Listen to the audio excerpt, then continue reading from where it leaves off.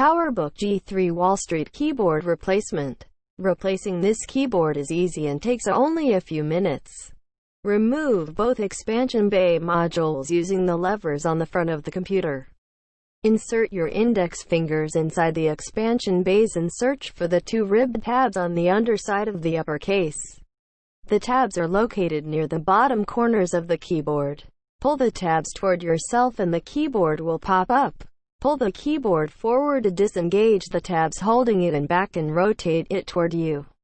Rest the keyboard on the trackpad. This is a diagram of the ribbon clamp connectors you will disconnect in the next step. 1. With your fingernails, grasp the locking bar on either side and pull up a small amount, about 1/16 or 2 millimeters. 2. After disengaging the locking bar, slide the cable out of the connector. Disconnect the two keyboard connectors by disengaging the clamps and pulling the ribbons directly upward. Slide a spudger downward between each plastic strain relief cable and the wall of the case in order to bow out the cable beyond the small tab holding it in place. Once the strain relief cables are free, lift the keyboard off. Your laptop should look approximately like this.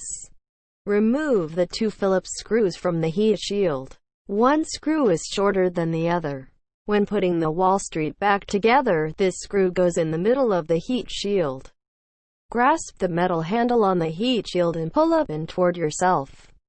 Unscrew, but do not remove the single Phillips screw from the hard drive bracket. Remove both expansion bay modules using the levers on the front of the computer. Insert your index fingers inside the expansion bays and search for the two ribbed tabs on the underside of the upper case. The tabs are located near the bottom corners of the keyboard.